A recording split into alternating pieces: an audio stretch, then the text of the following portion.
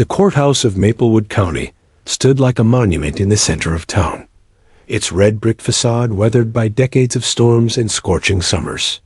To most people in the community, the building was a backdrop to everyday life past. By on the way to work, glimpsed during parades, or used as a shortcut to the cafe across the square. Yet that morning, it was anything but ordinary. The courthouse was alive, buzzing, and brimming with more people than its marble halls were meant to hold. Inside, the air was thick with the blend of perfume, floor polish, and anticipation. Rows of wooden benches creaked under the weight of townspeople who had arrived early to claim a seat, many of them having taken the day off work to witness what promised to be the county's trial of the year. The hum of whispered conversations filled the room until an official barked for quiet, reminding everyone that this was not a spectacle, but a federal proceeding. Still, the atmosphere carried the same restless energy of a theater before a performance. At the front of the room sat Judge Raymond Calloway, a man in his early 60s with a reputation for both severity and fairness. His silver hair and sharp features projected authority, but it was his measured tone and piercing eyes that made lawyers across the state tread carefully in his courtroom. Calloway was not a man given to outbursts or theatrics. He valued order above all, and he wielded his gavel less like a weapon than a conductor's baton, keeping every part of the trial in harmony. This morning, though, even Calloway seemed aware of the unusual electricity in the air. He leaned forward slightly in his high-backed chair, adjusting his glasses as he surveyed the courtroom. The jurors, 12 men and women, plucked reluctantly. From their lives, shifted uncomfortably in the jury box. Some clutched notepads, others folded their arms, but all were expressions of concentration tinged with weariness. They had already sat through days of testimony, and the trial was far from over. The case at hand was serious. The state had pursued charges against several defendants, accused of running a narcotics operation that stretched across 3 counties. The evidence, collected over months, was damning but complicated. At the center of it all was a trained police dog, a German shepherd named Rex, whose nose had led deputies to key evidence. The defense, however, was determined to discredit the dog's reliability, and in doing so, raised doubts about the entire investigation. Rex himself sat calmly at the side of his handler, Deputy Mark Dempsey, a tall man with the lean build of someone who had spent years in uniform. Dempsey stood upright, eyes fixed ahead, but his hand occasionally dropped to rest gently on the dog's back, a quiet reassurance that Rex, too, was performing a job under scrutiny.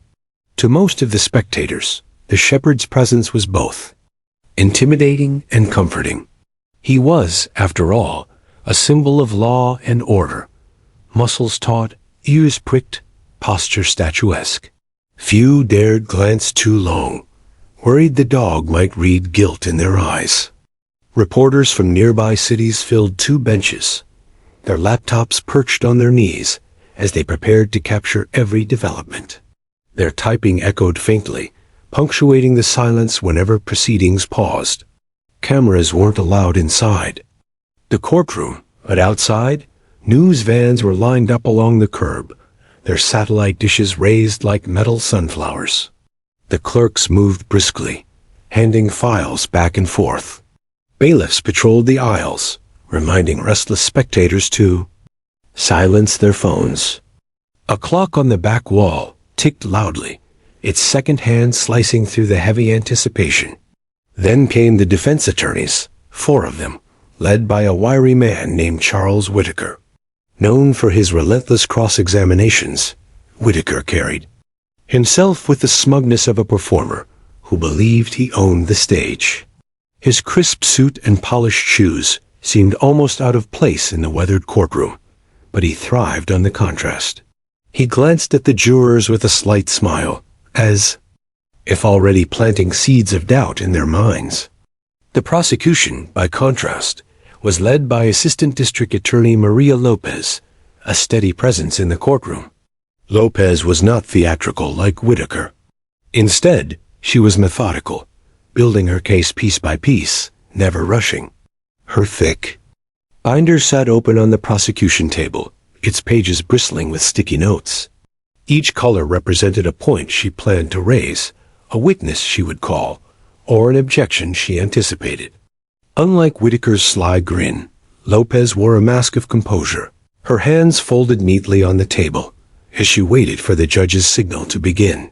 Spectators whispered about how unusual it was to see so many high-ranking officials gathered in one place for a county trial. The mayor had even been spotted slipping into the back row, his presence adding to the sense that this was more than just another legal battle. It was a test of the town's ability to confront the criminal networks seeping into its borders. Amid the tension, one figure seemed out of place.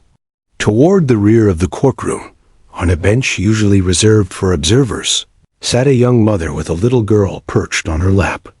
The mother's eyes were tired, her blouse wrinkled, and her hands fidgeted with the strap of her purse.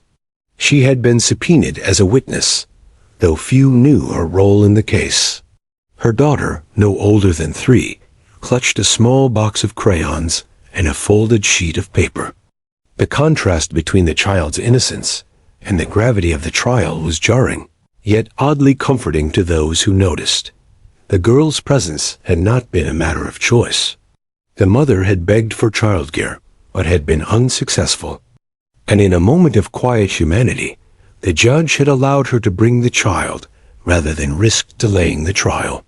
The decision had raised eyebrows.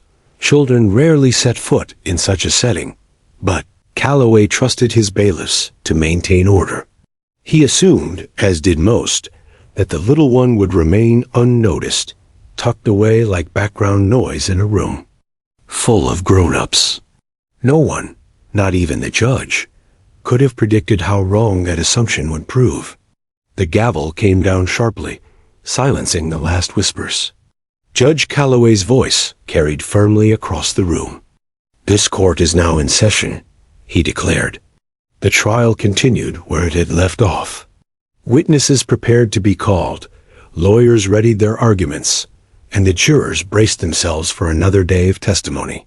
Outside, the sun climbed higher, throwing beams of light through the tall windows, illuminating the polished floor like stage lights.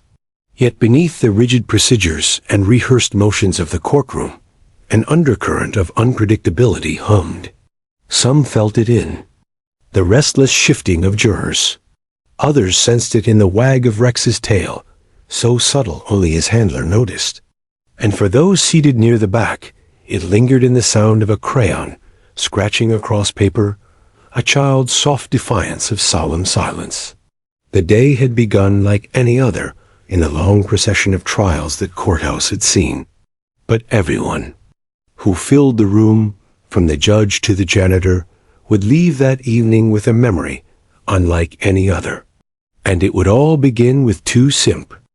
The courthouse had seen its share of unusual moments over the years, but few people noticed the quiet stir that came when the bailiff escorted a young woman through the heavy oak doors that morning. She walked hesitantly, her steps uneven, as though each one carried a weight heavier than the last. Clutching her purse in one hand and guiding a tiny figure with the other, she looked every bit like someone who didn't belong in a place designed for strict procedures and formalities. Her name was Emily Harris. 24 years old, soft-spoken, and clearly exhausted, she had been called as a witness for the prosecution. Emily wasn't a key player in the case, at least not in the way the lawyers and jurors understood. She hadn't handled drugs, hadn't worked for the defendants, hadn't been on the front lines of law enforcement. But her path had brushed against the story in just enough of a way that her testimony mattered. She had lived in the same apartment complex where some of the narcotics activity allegedly took place. She had seen faces, overheard conversations, noticed odd comings and goings. In the puzzle of the prosecution's case, her perspective was a small but necessary piece. The problem, however, was that Emily had a daughter.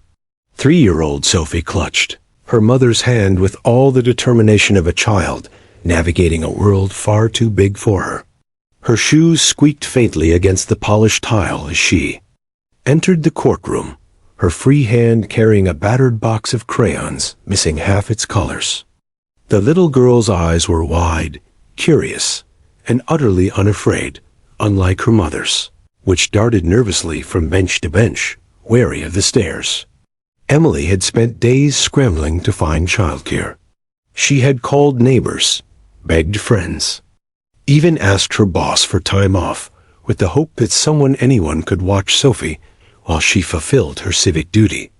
But the town was small, resources scarce, and trust was not something she extended lightly. By the morning of her summons, her options had evaporated. The only choice left was the unthinkable: to bring her child with her into the solemn heart of the trial. When she explained the situation to the bailiff outside the courtroom, his brow furrowed. Children and courtrooms rarely mixed. Yet after a brief consultation with Judge Calloway in chambers, the decision was made. The judge, though stern, had a reputation for a pragmatic sense of compassion. He could have postponed her testimony or fined her for failure to comply, but that would have delayed an already complex trial. Instead, he made a quiet exception, one that would ripple farther than he imagined. And so, Emily entered the courtroom with Sophie by her side. The jurors noticed first. Their expressions softened as they took in the sight of the small child clinging to her mother's skirt. It was a break from the monotony of evidence and legal jargon, an unexpected glimpse of normal life intruding into the rigid world of justice.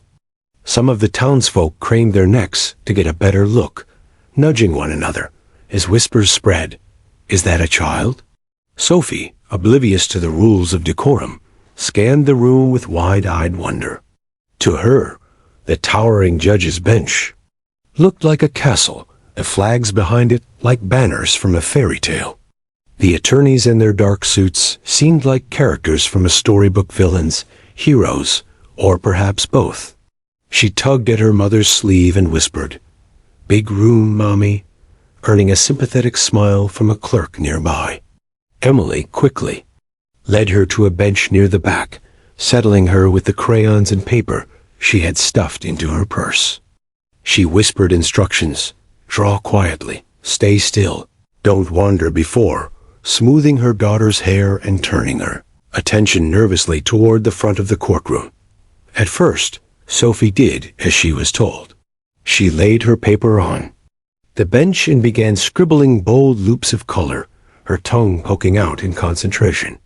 She was used to making do in adult spaces: grocery store lines, doctor's offices, waiting rooms. This was simply another room where her mother needed her to be patient. Yet the energy of the courtroom, the way everyone's attention seemed focused on things she didn't understand, made the atmosphere feel strange and alive. The presence of the child was not lost on the judge. From his high seat, Calloway glanced toward the back more than once, as if testing his decision. He worried briefly that the girl might become a distraction. But for the moment, she was quiet, and he allowed the proceedings to continue. The lawyers, too, noticed. Whitaker, the defense attorney, arched an eyebrow and smirked faintly when he saw her. He was the sort of man who thrived on anything unusual, always looking for angles to exploit. Lopez, the prosecutor, gave Emily a reassuring nod, though her own expression carried the faintest trace of worry. Children were unpredictable, and unpredictability was the enemy of order in a trial. Still, most of the spectators found the little girl's presence oddly comforting. Courtrooms were heavy places filled with arguments, accusations, and the cold language of law. Seeing Sophie with her crayons reminded them that life existed beyond those walls, that innocence could persist even when adults battled over guilt and punishment. Sophie herself didn't fully understand why she was there. She knew her mother was nervous. She knew people were watching. But she didn't know about narcotics or defendants or cross-examinations. What she did notice, however, was the dog. From her vantage point, Sophie spotted Rex at the front of the room. To most, he was an imposing figure, the symbol of authority, trained to sniff out danger and maintain order. But to a child, Rex was something else entirely. A dog. A big, fluffy, serious-looking dog. Sophie tilted her head, studying him.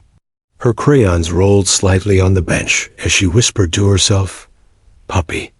Emily hushed her quickly, gently pressing a finger to her lips. "Shh, sweetie. Color your picture." But Sophie's attention kept drifting back to Rex. Unlike everyone else in the room, who avoided staring at the K9, she looked at him openly, curiously. And Rex, despite his training, seemed to sense it. His ears twitched. His gaze flicked toward the back of the room, locking eyes with the child. For a brief moment, the rigid boundary between courtroom formality and childhood innocence blurred. That connection, unnoticed by most at the time, was the spark that would later change the course of the entire day. For now, though, the trial pressed on. Witnesses were called. Papers shuffled. Objections flew. Emily sat quietly, waiting for her turn, trying desperately to keep Sophie occupied. She whispered encouragements. "Almost done, baby.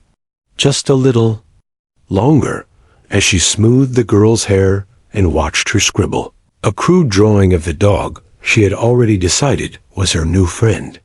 No one in the courtroom yet realized that the smallest presence in the room, the unexpected visitor with crayons and wide eyes, would become the center of a moment that reporters, jurors, and even the stern-faced judge would never forget. The gavel echoed again. Another witness took the stand.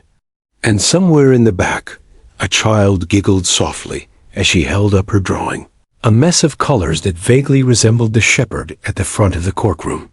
The trial rolled forward, but the story was already beginning to change.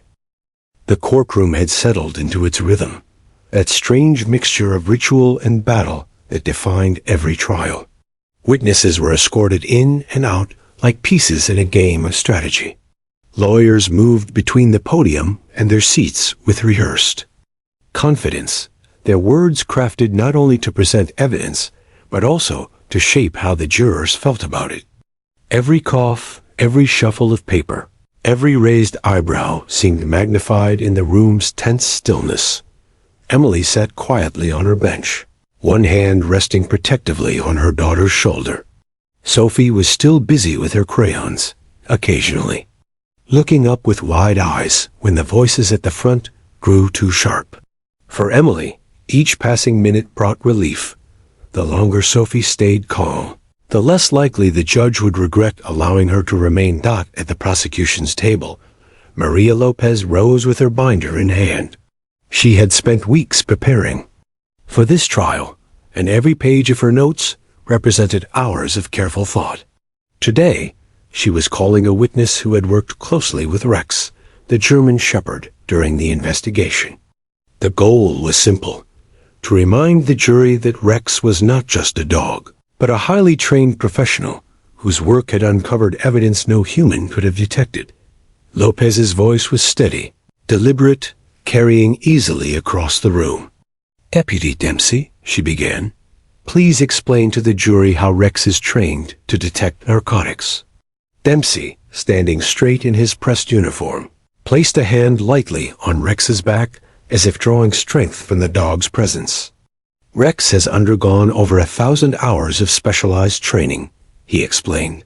"He can detect minute traces of narcotics, even when they're hidden in vehicles, clothing, or containers designed to mask the smell.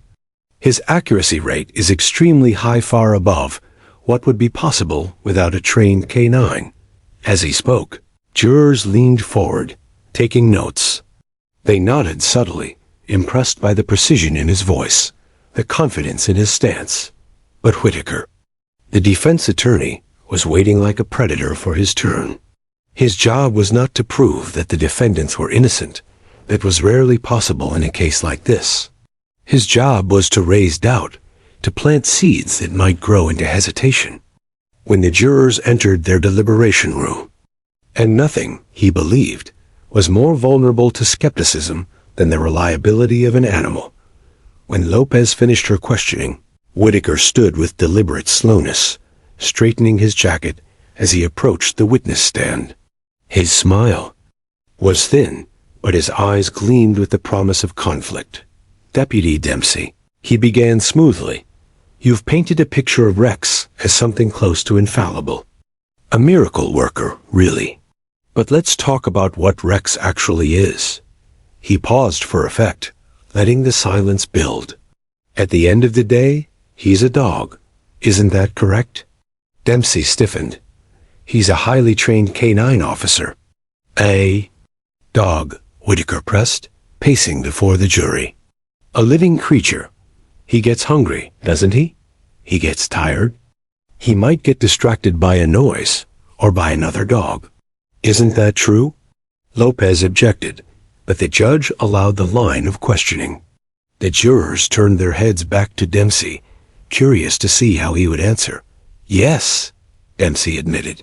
"Carefully, he is a living creature, but his training prepares him to remain focused, even under distractions." Whitaker nodded, feigning agreement. Of course. But he's not perfect, is he? There's no such thing as a perfect dog. Have there been times when Rex has alerted to something, and no narcotics were found?" The air in the courtroom tightened like a drawn bow. Jurors leaned forward, eager for the answer.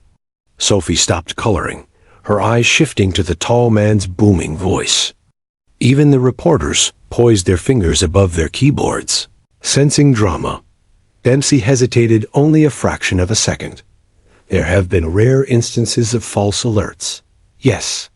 But that doesn't mean the alerts were unreliable. Sometimes narcotics had been present recently, leaving traces. Sometimes," but Whitaker cut him off, raising a hand. "So Rex has been wrong. That's what you're saying. He's made mistakes. And when Rex makes a mistake, people's lives are on the line, aren't they? A citizen's car might be searched. Their home might be raided. Their freedom could be jeopardized, all because a dog and animal thought he smelled something." A murmur rippled through the spectators. The defense attorney's words struck home. The jurors shifted in their seats, expressions tightening. Whitaker saw the effect and pressed harder, his voice rising. "Deputy, tell this jury why they should trust a dog more than they trust their own judgment. Tell them why an animal should carry the power to decide whether a man or woman is guilty." Lopez sprang up with an objection, but by then the energy had shifted. The defense had planted its seed dot in the back of the room. Emily felt Sophie squirm. The little girl had been trying to stay focused on her drawing, but the rising voices unsettled her. She pressed closer to her mother, whispering, "Why are they yelling, Mommy?" Emily hushed her softly, brushing a hand through her hair. "It's just talking, sweetheart. Just loud talking." But Sophie's gaze drifted again to Rex. Unlike the humans shouting, the dog remained calm. His ears twitched at the sounds, but his body stayed still, eyes forward, as if he were the only one immune to the tension filling the room. To Sophie, it was clear who the good boy was. No matter what the grown-ups argued, the clash between Whitaker and Dempsey stretched on for nearly half an hour, each question and answer layering more strain into the atmosphere. The jurors scribbled furiously, torn between the deputy's calm defense of Rex's training and Whitaker's relentless portrayal of fallibility. The judge intervened several times, his gavel cracking sharply against the wood, but even he could not erase the unease settling over the courtroom dot. By the time Whitaker returned to his seat, the mood had shifted entirely. What had started as a confident presentation of Rex's capabilities now felt clouded by uncertainty. Jurors avoided one another's eyes, as though afraid to admit they were no longer sure where the truth lay. The prosecution worked to recover, calling additional witnesses to affirm Rex's reliability, but the spell of doubt had been cast. Each new voice seemed only to reinforce the idea that the dog was at the heart of the case, friend, tool, or liability, depending on whose story one chose to believe. Through it all, Sophie continued to watch. Unlike the jurors, she was not confused by arguments about training hours, error rates, or protocols. She saw the dog for what he was, not evidence, not a symbol, not a question mark. Just a companion waiting for someone to notice his loyalty. And, though no one knew it yet, it would be her voice, not the attorney's, that would cut through the storm of testimony and leave the most lasting impression on everyone in the room. For now, however, the trial pressed forward, each new exchange tightening the knot of tension in the air. The jurors sat heavier in their seats, the judge's patience thinned, and even Rex, though still calm, shifted slightly as if sensing the weight of human conflict pressing down on the room. The morning dragged on, every moment thick with uncertainty. Yet all it would take was a child's simple recognition of truth to unravel it all. The morning's tension had reached its peak. The defense attorney's voice still lingered in the air, like smoke after a fire, sharp and suffocating. The prosecution shuffled papers at their table, pretending calm but clearly unsettled. The jurors scribbled hurried notes, their brows furrowed, as if they were already rehearsing debates they'd have in the jury room. Judge Calloway sat stiffly in his chair, his lips pressed into a thin line. He had seen trials spiral before, but there was something different about this one. The air seemed heavy, as though the walls themselves were absorbing the conflict. His hand rested on the gavel, ready at any moment to silence another outburst. Then, in the middle of that storm, came the sound that would change everything. A soft, innocent voice, small but clear, floating from the back of the courtroom. "Good boy." Two simple words. At first, they didn't seem to belong. They cut through the seriousness with such purity that the adults almost didn't register them. But then the room caught up, every head turning instinctively toward the source. Little Sophie Harris sat perched on the wooden bench, her crayon rolling from her fingers to the floor. Her mother froze beside her, eyes wide with horror at the breach of courtroom silence. But Sophie wasn't looking at her mother. She was staring at Rex. The German shepherd's ears shot up instantly. His head swiveled toward the child, eyes bright, and for the first time since the trial began, his body betrayed something other than rigid obedience. His tail thumped once against the polished floor, then again, harder. His mouth opened into what looked unmistakably like a smile, tongue lolling slightly as he locked onto the little girl's gaze. "Good boy," Sophie repeated, this time a whisper meant just for him. The room, moments earlier thick with tension, fell utterly still. The defense attorney stopped mid-note, his pen hanging uselessly above his legal pad.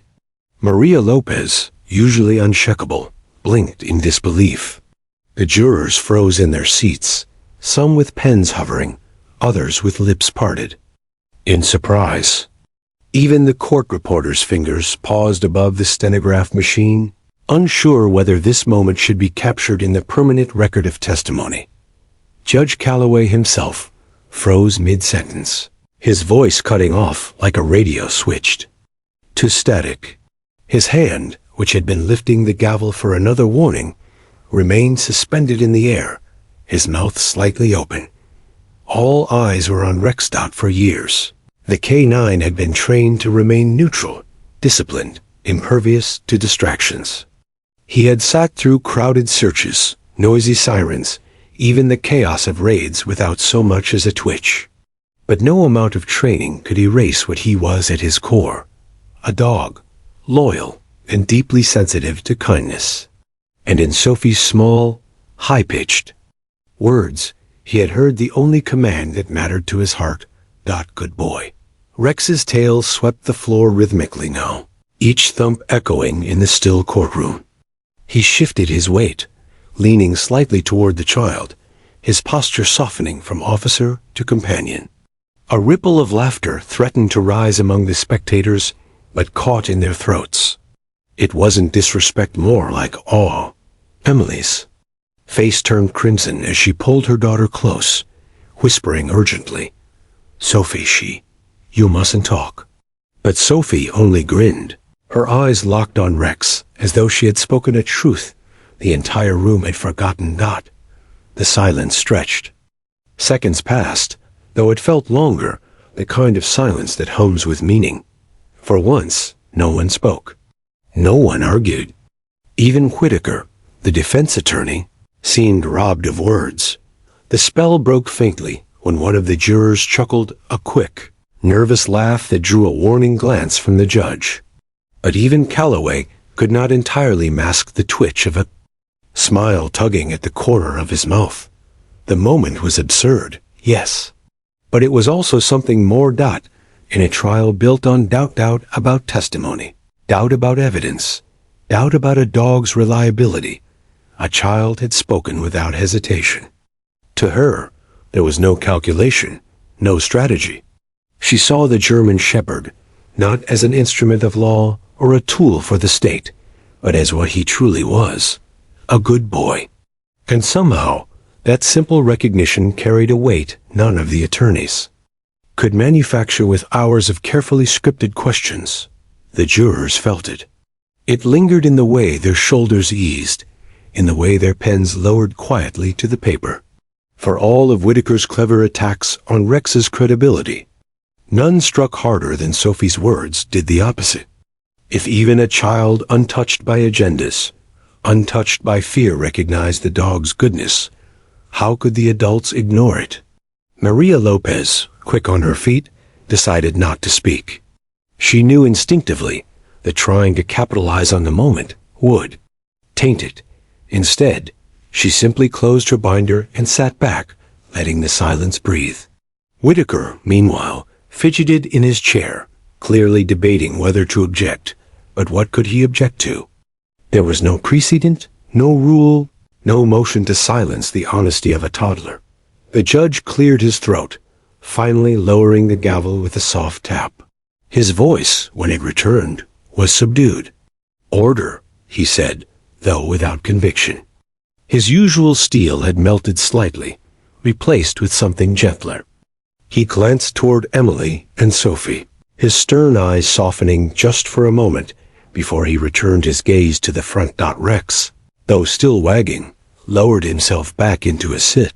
His eyes never left Sophie, but his body quieted, as though he understood he had already given too much away. Deputy Dempsey stroked his fur with a hand that trembled slightly, not from fear, but from the unexpected flood of emotion that had risen in him. For years, he had relied on Rex as a partner, but in that moment, he saw him through Sophie's eyes. Not just reliable, not just trained, but good. The courtroom resumed, technically. Witnesses continued. Lawyers found their voices again. But the energy had changed, shifted on an axis. Where there had been suspicion and hostility, there was now something else, an undercurrent of warmth, a reminder that beneath the rigid machinery of justice lay something profoundly human. Emily sat stiffly, still mortified by her daughter's outburst, but a part of her knew she would remember it forever. Sophie, on the other hand, had already gone back to her crayons, satisfied that she had said what needed to be said. Her drawing now featured a lopsided German Shepherd with a big, happy tail. And though no one realized it at the time, those two words spoken by a child with no knowledge of trials or tactics would ripple far beyond the courthouse walls. Reporters scribbled it down in their notes, smiling despite themselves. Jurors tucked it into their memory, a human moment they would recall during deliberations. And Judge Calloway, though he never admitted it aloud, would carry it with him long after the trial ended. For the rest of the day, whenever someone glanced at Rex, they no longer saw just a tool of law enforcement. They saw him through Sophie's eyes, a dog who was simply and undeniably a good boy. And that was something no cross-examination could undo. Judge Raymond Calloway prided himself on being unshakable.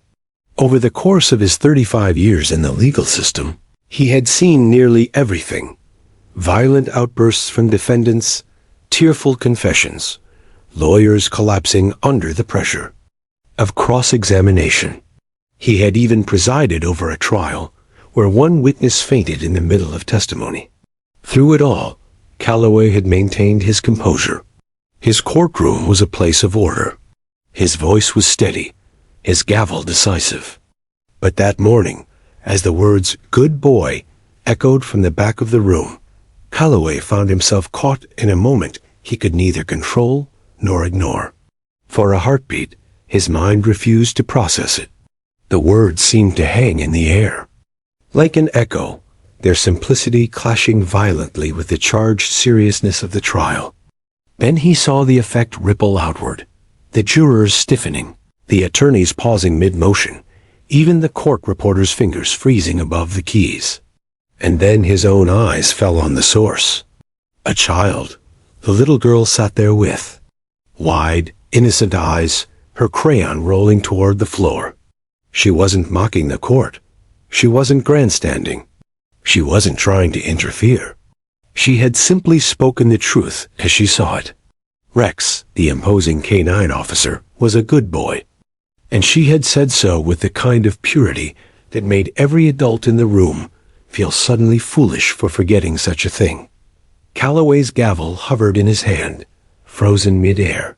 He had been about to cut off Whitaker's aggressive questioning with another warning, but now his lips parted uselessly, the words evaporating before they reached his tongue. He froze. Inside his mind, two forces collided. On one side was the judge, the role he had lived, breathed, and embodied for decades. The judge demanded control, demanded discipline. Trials were not playgrounds. Courtrooms were not places for sentimentality. If he let a child's interruption go unchecked, what precedent would that set? He imagined headlines mocking his courtroom as a circus. He imagined defense attorneys across the state citing this very case as an example of lost authority. But on the other side was the man who remembered his own daughter at that age, sitting on his lap in the evenings with a picture book, her small voice asking questions about a world too big to understand. A man who remembered the warmth of family pets, the way they ray. Loyalty had often been more dependable than the people around him. The man who knew, though he rarely admitted it, aloud, that beneath the robes and rituals, he was as human as anyone else in the room. The struggle left him motionless, caught between duty and humanity. The silence stretched. He felt every eye in the room on him, waiting. Should he admonish the child? Order the bailiff to escort her out?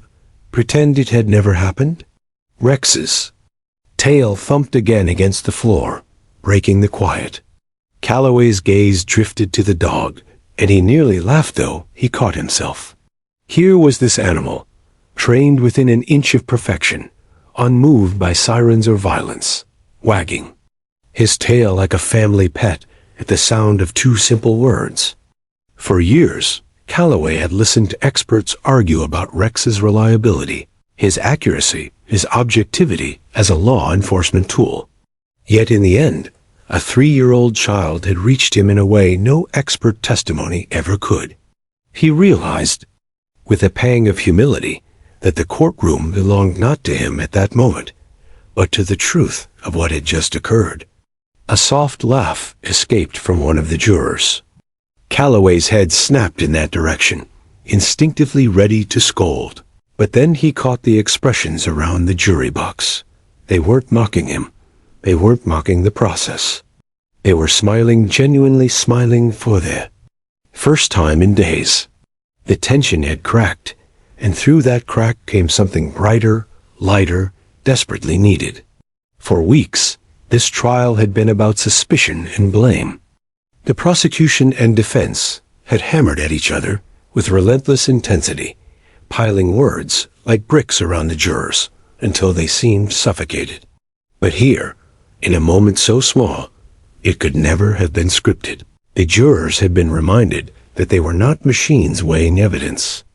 They were people. And so Calloway froze not in weakness, but in recognition. He understood that no ruling, no instruction, could improve upon what had just happened. He finally lowered the gavel, but instead of striking it hard, he tapped it gently against the block. The sound was more symbolic than commanding. His voice, when it returned, lacked its usual steel. "Order," he said softly. "Let us proceed." But everyone knew something had shifted. The attorneys were the first to feel it. Whitaker, the defense attorney, fidgeted in his seat. For all his sharp words and calculated attacks, he had no weapon to counter what the child had done. Any attempt to spin it would make him look petty, even cruel. So he sat in silence, though his jaw worked as though grinding invisible stones. Lopez, on the other hand, allowed herself the smallest exhale of relief. She had not orchestrated the moment, but she recognized its power. It had spoken louder than any of her carefully prepared questions. For once, she set her binder aside, understanding that sometimes the truth needed no reinforcement. The jurors shifted in their seats, scribbling half-hearted notes, though many found their minds wandering back to the sight of Rex wagging his tail. They were supposed to focus on facts, evidence, instructions. Yet none of them could deny the warmth they felt, the reminder that even in the cold machinery of law, humanity still had a place. Calloway leaned back in his chair, his hand resting on the armrest instead of the gavel. Outwardly, he returned to his role, eyes stern and posture upright. But inwardly, he carried the image of that child's face, her innocent certainty. For the remainder of the morning, he found his tone softer, his patience greater. He granted the attorneys wider leeway in their questioning, less quick to snap at interruptions. He noticed details he might otherwise have ignored, the jurors. Fatigue, the tremble in a witness's hands, the nervous glances of the mother in the back row. It was as if Sophie's 2 words had peeled back a layer of armor he hadn't realized he wore. Of course, he would never admit this aloud. Judges did not confess to being moved by sentiment. But in that frozen instant, when time had stopped, and the courtroom waited for his reaction, Calloway had been reminded of something vital. Justice was not merely about laws and rules. It was also about people. By the time the court broke for recess, whispers spread through the hallways. Reporters tapped furiously on their laptops, crafting paragraphs about the moment that had stopped the trial cold. Spectators who had witnessed it firsthand replayed the scene to those who hadn't been lucky enough to secure a seat. And though Calloway tried to maintain his dignity, even he could not escape the truth. This trial would forever be remembered less for its verdict than for the 2 words that had brought the room to silence. That night, long after the courthouse had emptied and the echo of voices had faded from the marble halls, Judge Calloway sat alone in his chambers. The files from the case were spread across his desk, but his eyes weren't on them. They were on the memory of a child's voice. "Good boy." He closed his eyes, allowing himself a rare smile. For once, he didn't feel like the man in control, and strangely, that felt right. Because sometimes, the truth didn't come from gavels, or lawyers, or mountains of evidence. Sometimes it came from the simplest voice in the room. The courthouse had always been a place of rules. From the moment anyone stepped through the great oak doors, the air carried the weight of authority. Shoes clicked against marble, voices dropped to hushed tones, and even laughter seemed out of place in its echoing halls. It was, above all else, a temple of Order 1 where humanity was expected to bow before the law.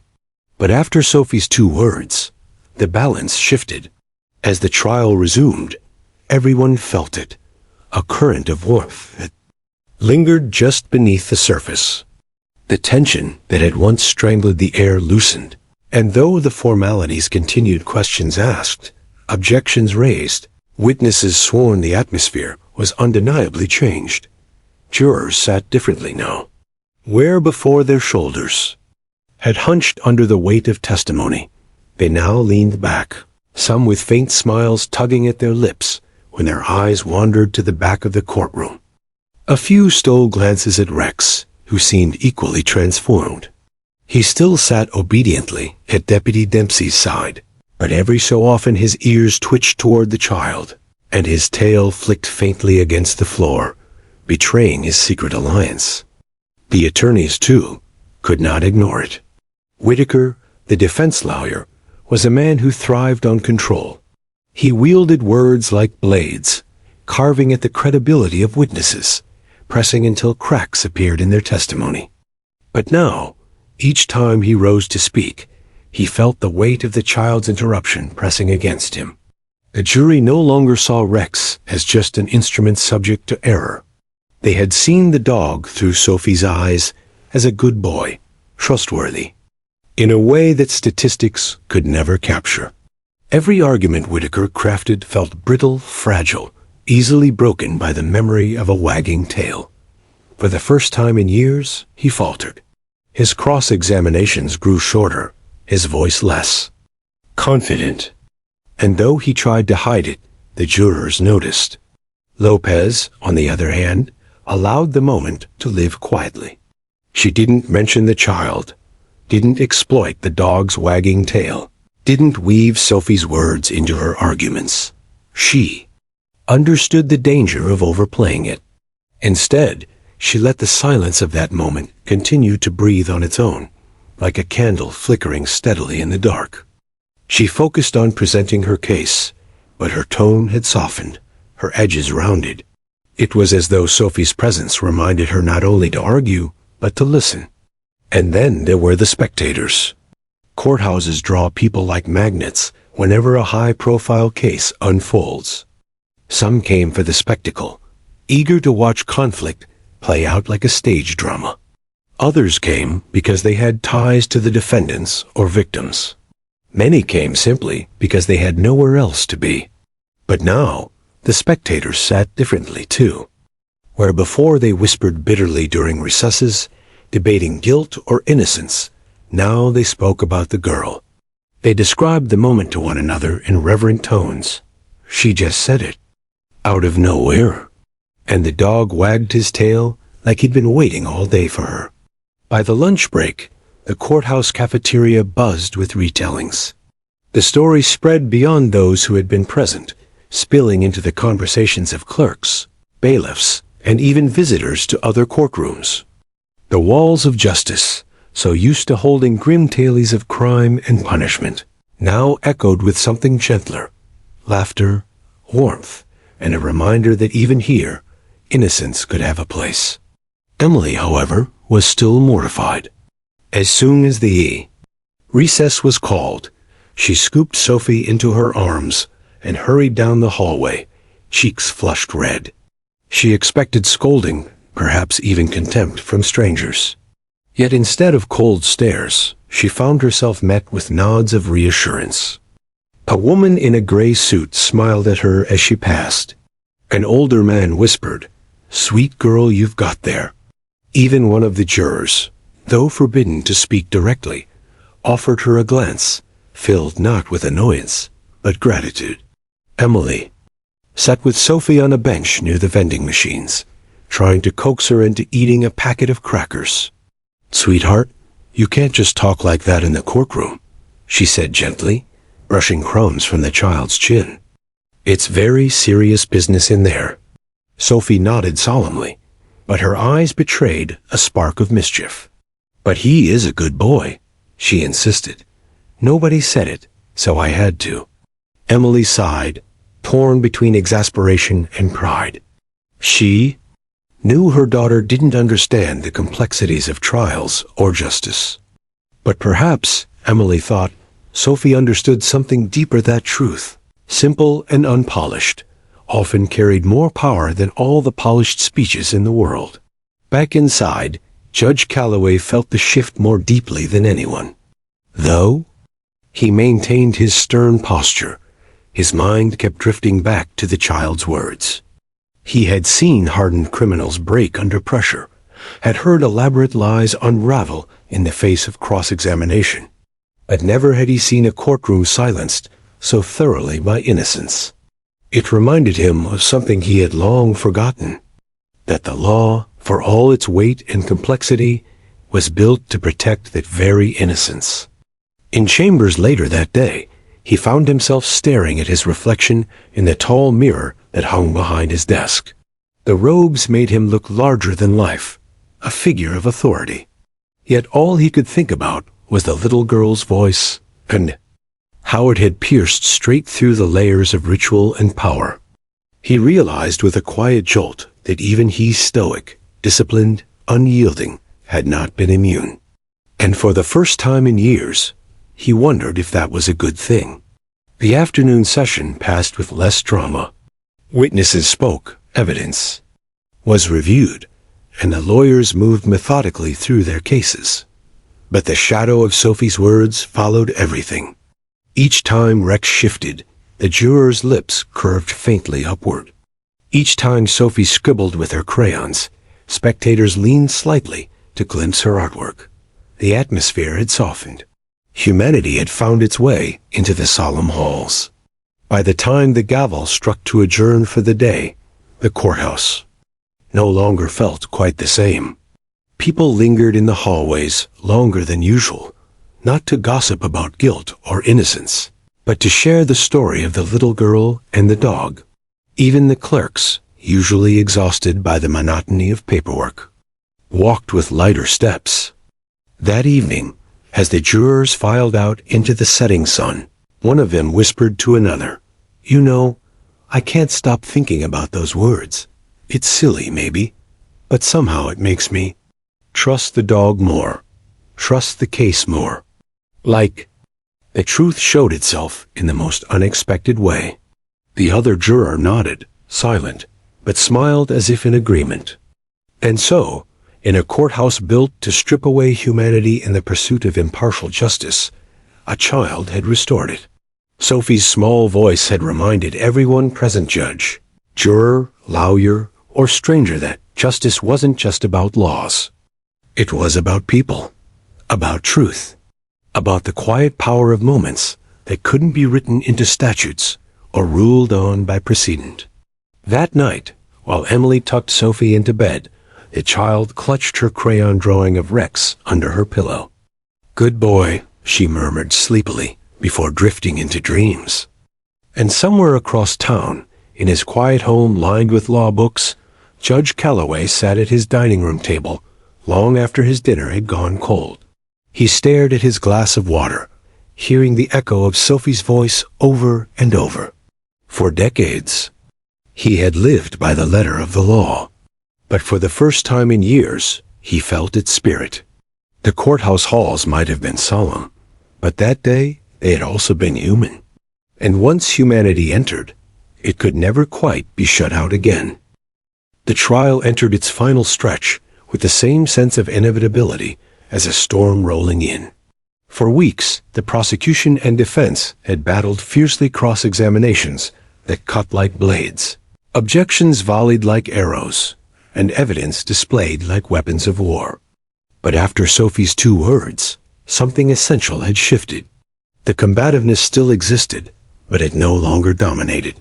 It was as though the child's voice had pressed pause on the hostility and reminded everyone in the room that this was more than a contest of lawyers. It was about truth. As closing arguments loomed, the jurors carried the weight of responsibility more heavily than ever. Some had come to the case reluctantly, summoned by the randomness of civic duty. Others leaned forward with interest at the beginning, eager to play their part in justice. But all of them now sat with furrowed brows, realizing that their decision would not only determine the fate of the defendants, but also affirm or deny the trust placed in Rex, the K9 whose wagging tail had become as important as any piece of evidence. The prosecution prepares Maria Lopez knew the stakes. She sat at her desk long after court adjourned each evening, poring over transcripts, rehearsing her arguments aloud to the empty walls of her office. She had built her case meticulously. Surveillance photos, seized narcotics, testimony from officers. Yet she understood that the defense had scored its blows, planting doubt about Rex's reliability. What she hadn't planned for, what she couldn't have orchestrated, was Sophie. Those two words hung in her mind like a refrain. She had resisted the temptation to exploit them openly, knowing it would backfire. But as she drafted her closing argument, she allowed herself to weave the essence of that moment into her words. Not by naming Sophie or quoting her directly, but by leaning into the truth her voice had revealed. That trust, instinct, and the credibility of Rex mattered just as much as the statistics. When Lopez practiced her delivery, she softened her tone, imagining she was not speaking to a jury of adults hardened by skepticism, but to a room that still held the clarity of a child's voice. The defense doubts for Whitaker, the defense attorney, the child's interruption, gnawed at him like a stone in his shoe. He replayed it in his head over and over, each time more frustrated. He had been so close to undermining Rex's credibility, painting him as fallible, unreliable. He had felt the jury leaning toward doubt. And then 2 words had undone hours of strategy. In private, he cursed the absurdity of it. A toddler. He muttered to himself in his hotel room, pacing the carpet with a glass of scotch in hand. A toddler, for God's sake. Yet he knew better than to dismiss it. The jurors were human, and humans were swayed not only by logic, but by moments. He had seen trials swing on less. A witness's tear, a photograph held too long, a pause in the wrong place. Now he faced the greatest challenge of his career, Al, to cut through the warmth of Sophie's words without appearing cold-hearted. When he drafted his closing argument, he resolved to double down on facts. He would not mention the child. He would not even acknowledge the dog's wagging tail. He would hammer home constitutional principles, the fallibility of animals, the dangers of blind trust in law enforcement tools. If he could reframe the case as a matter of rights rather than emotions, perhaps he could still tilt the scales. But deep down, doubt gnawed at him. Could facts ever outshine innocence? The judge reflects Judge Calloway sat in chambers, rubbing his temples. The trial had worn on him, but it was Sophie's words that haunted him most. He had never frozen like that before. Never once had he lost command of a courtroom. Yet when the girl spoke, his authority had bent not broken, but bent in the face of something he couldn't deny. As the verdict approached, he found himself uncharacteristically contemplative.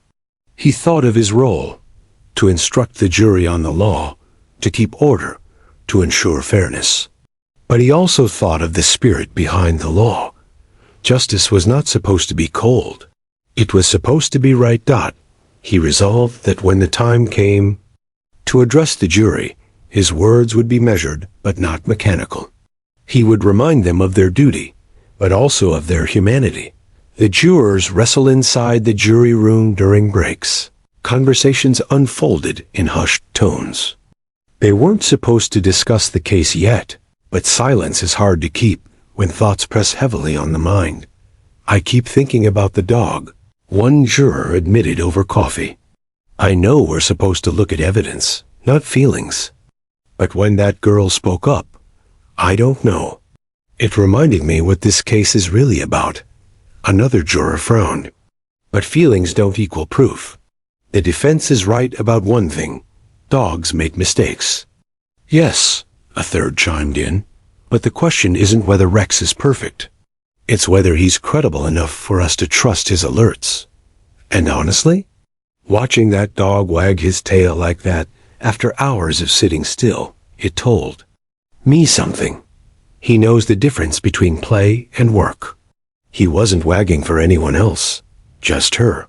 They fell silent, each lost in thought. They knew the deliberations ahead would test them, not only their reasoning, but their hearts. Sophie's unseen influence, meanwhile, Sophie had long since moved past her courtroom moment. To her, it was simple. She had seen a dog, and he had been a good boy. That was all. She colored pictures in the hallway during recess, drawing more versions of Rex with his wagging tail. She offered one to Deputy Dempsey, who blinked back unexpected tears as he accepted it with a quiet thank you. What Sophie couldn't know, was that her words had already entered the bloodstream of the trial. Reporters had written about it, headlines quietly spreading beyond the courthouse walls. Child melts tension in trial with 2 words. K9 earns toddler's praise during high-stakes hearing. What had begun as a local story was picking up traction, shared on social media, whispered about in cafes and offices. By the time the jurors prepared for deliberations, Sophie's voice had become part of the narrative, inseparable from the case itself. The final day when the court reconvened for closing arguments, the room was more crowded than ever. People had come not just to hear the lawyers, but to witness the end of a story that had taken on a life of its own. The air buzzed with anticipation. Maria Lopez rose first. She moved to the center of the courtroom, her notes tucked under one arm. Her voice was steady but softer than usual, carrying not only logic but empathy. She walked the jury through the evidence piece by piece, connecting each dot with clarity. She acknowledged Rex's imperfections, but framed them within the broader context of training, history, and corroborating facts. And then, in her final words, she leaned into the truth. Sophie had revealed without naming her, "Ladies and gentlemen, trust is not built on perfection. Trust is built on consistency, on loyalty, on knowing that when something matters most, it can be relied upon. That is what Rex represents. Not flawless, but faithful. Not perfect, but true." She sat down, her binder closed, her expression calm. Whitaker rose next. His argument was sharp, pointed, polished. He spoke of rights, of liberties, of the danger of allowing an animal's instincts to dictate human freedom. He appealed to reason, to logic, to the letter of the law. His words were strong, but they lacked warmth. And as he spoke, the jurors' faces remained inscrutable, as though his logic could not erase the memory of a wagging tail and a child's voice. When he finished, the courtroom exhaled as though it had been holding its breath. Judge Calloway leaned forward, preparing to instruct the jury. His voice was calm, deliberate, carrying the weight of years. He reminded them of their duty, to weigh evidence, to follow the law, to deliberate fairly. But then, just before concluding, he added words he had not planned. Justice is not only about facts and figures. It is also about truth as you see it, not only with your minds, but with your hearts. You alone will decide where that truth lies. With that, the jury was dismissed to deliberate. The room emptied slowly, buzzing with energy. Reporters dashed for telephones and laptops. Spectators whispered excitedly. Emily gathered Sophie into her arms, pressing a kiss to her forehead.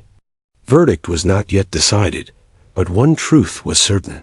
No matter what the jurors chose, this trial would be remembered. Not only for the crime, not only for the evidence, but for the human moment that had stopped everything in its tracks. The moment when a child reminded them all what it meant to see clearly.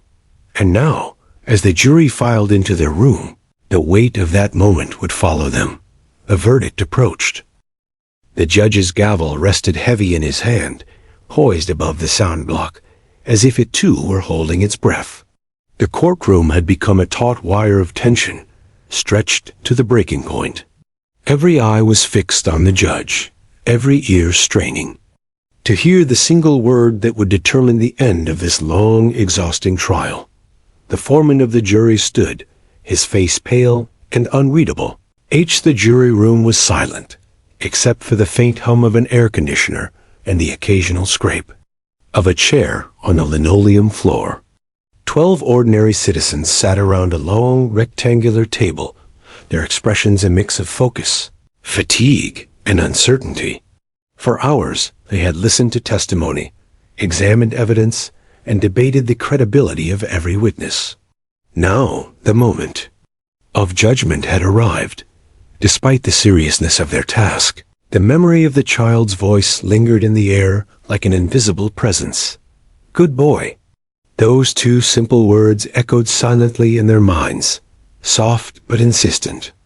The words carried no agenda, no strategy, no attempt to manipulate, just truth as seen by a child. Some of the jurors tried to suppress the thought, reminding themselves they were not in a kindergarten class. They were in a courtroom weighing a criminal case. Yet every time a juror glanced at the sketch of Rex that had been drawn by the child during recess, the memory returned, insistent and unavoidable. "Look," one juror finally spoke, breaking the silence.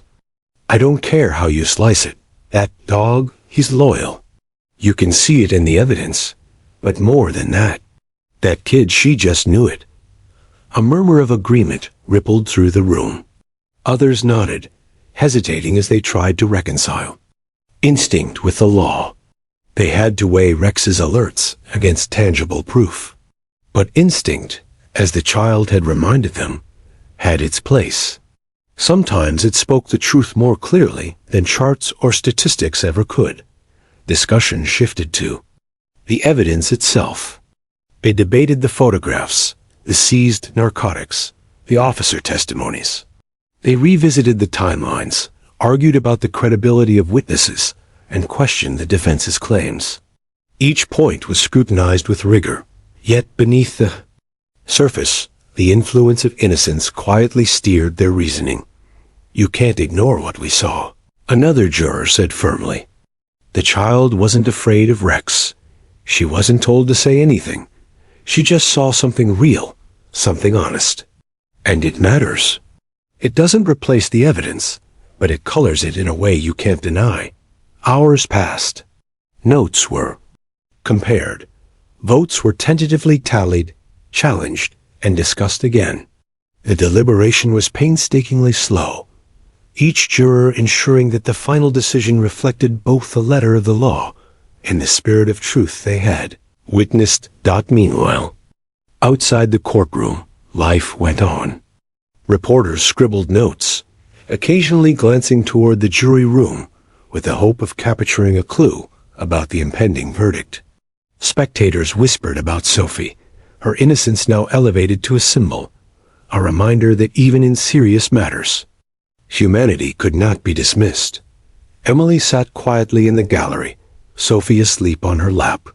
She stroked the child's hair gently, reflecting on how a single moment could carry such power. She hadn't meant for Sophie to speak out. She hadn't planned for her daughter to become a silent participant in the trial's moral compass. And yet, she understood now that innocence unfiltered, pure, and unassuming had a way of influencing even the most rigid systems. Back in the jury room, tensions ebbed and flowed. Disagreements flared briefly over the interpretation of Rex's alerts. Some argued that an animal's judgment could never be absolute. Others reminded them that Rex was trained, that he had consistently detected what humans often overlooked. Throughout, Sophie's voice echoed quietly in their collective memory. It softened the edges of contention, provided a bridge between doubt and trust, and offered clarity when facts alone seemed insufficient. As deliberations dragged into the evening, the jurors began to feel the gravity of their responsibility in a new way. This trial had become more than a legal exercise. It was a test of empathy, discernment, and moral judgment. They had to navigate evidence and instinct, logic and heart. And somewhere deep within each mind, Sophie's words reminded them of the simplest truth. Sometimes the smallest voices illuminate the clearest paths. Finally, after hours of discussion, the room settled into quiet consensus. Papers were stacked, notes reviewed one last time. The jurors stood together, preparing to deliver a verdict that would close the chapter of the trial while leaving a lasting impression on everyone involved. The courtroom, now filled with anticipation, went silent as the jury filed in. The judges. Gavel tapped lightly on the block to call order. Emily straightened in her seat. Sophie nestled against her shoulder, still sleepy but content. Rex remained at Dempsey's side, calm yet alert, as if he too understood the significance of the moment. Foreman of the jury stood, holding the official verdict. Every eye in the room followed his movements. He cleared his throat and began to speak. "We, the jury, have reached a unanimous verdict." The words that followed were measured, deliberate, carrying the weight of collective thought and careful consideration. Each syllable reflected the balance of evidence, the credibility of witnesses, and the subtle, quiet influence of a child's perspective that had permeated the trial. As the foreman read, a sense of gravity settled over the courtroom. The defendants listened intently, attorneys poised to respond, and the spectators leaned forward, knowing they were witnessing the culmination of weeks of deliberation. When the verdict was complete, there was a moment of stunned silence.